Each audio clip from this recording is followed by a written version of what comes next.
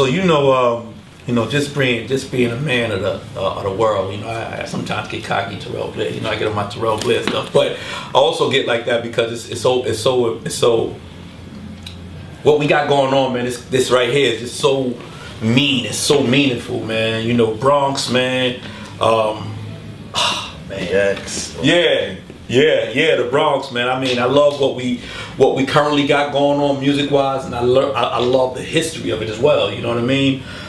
Suede, man, you've been in the game for a while. You've been, with the infamous group Camp Low. You know what I mean? But you are who you are today, and I had to throw that out there. You dig what I'm saying? Absolutely. But the embarking, man, embarking on a career which, for a lot of people, when they hear Camp Low, right, they just look at the essence of, I want to say that 90s era. You dig what I'm saying? Y'all came in with this swag, man, that to me was fast forward now. You know what I mean? Like, people say, well, they had an edge, they had this, they were that. If you look at what's currently going on, everybody wants to maintain a level of style that might be this or might be that. Suede, talk to us, man. Oh man, come on, man. Nah, I appreciate that. And we always heard that, that we were ahead of our time. And when I look back on it, I understand. Right.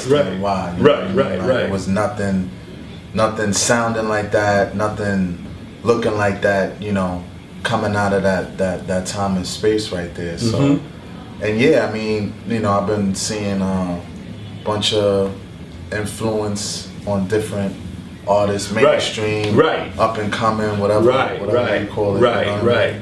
So.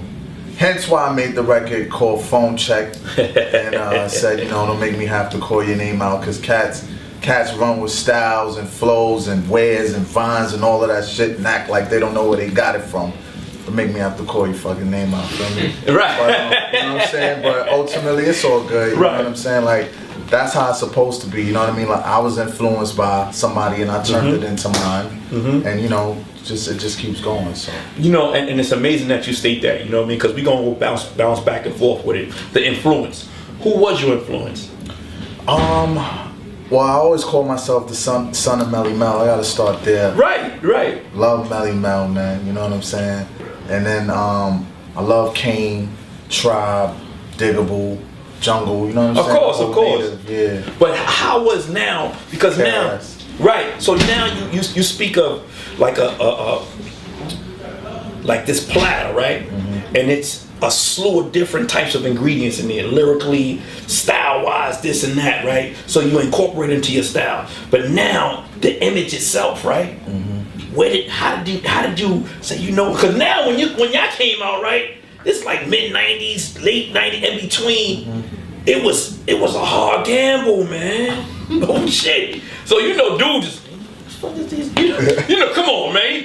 What kind of shirt he got on? Because it was kind of hardcore at the time. You know what I mean? Come on, man. Nah, definitely, man. Shout out my partner Sonny Chiba. It was his idea to explore the black exploitation era. You know what I'm saying? And because when we sat down and started putting everything together, the first things we said was we didn't want to look like nobody.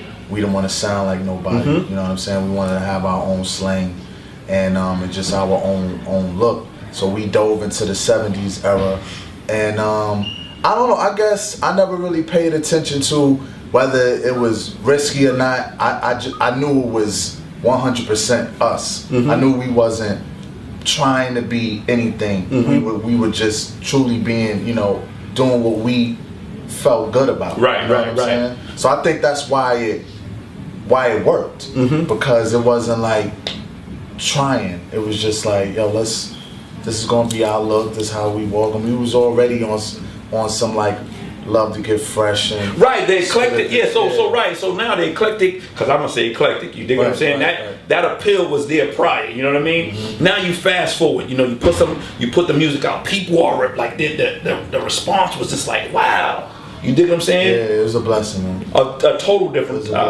Label wise, were they apprehensive at first? Nah, man. It was, when I look back at it all, it was immediate, man. Like, Ski had been working with so many artists that were, you know, trying to get on before us. Mm-hmm. We just kind of came through and, you know, got picked up quick. You know, shout out to Will Fulton. He's the one that signed us over at Profile. He saw it, and he also had signed Smooth the Hustler. Right. You know what I'm saying? But he just gravitated to the eclectic, you know what I'm saying? Right. Different, but being from the Bronx, we had that edge. Right. So yeah, I mean, Cooley High, they've initially signed us for a single deal, and then once they heard a couple of other joints we had in the stash, they wanted to do an album deal, and Cooley High landed on the Great White Hype soundtrack. Right. Things just started to flow from there, man. And as you progressed in music, you know what I mean? You know, sound change, y'all remained the same. Not to say that you remained the same or whatever, but, you know, because now you're progressing. You know, you bleed into 2000s, you know what I mean? You know, you try to figure out, are they still ready for this? You know, how do we, you know? Right. Did your music allow you to travel and open up to different markets? Absolutely. That was another blessing off top.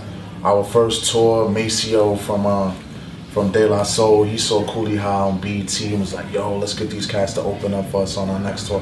So our first tour was with De La here in the States, and our first European tour was with AZ and the Roots in Germany and, you know, throughout Europe. So again, just dreamy to be associated with dope artists like that and moving and grooving, man. It's been a dope ride, man.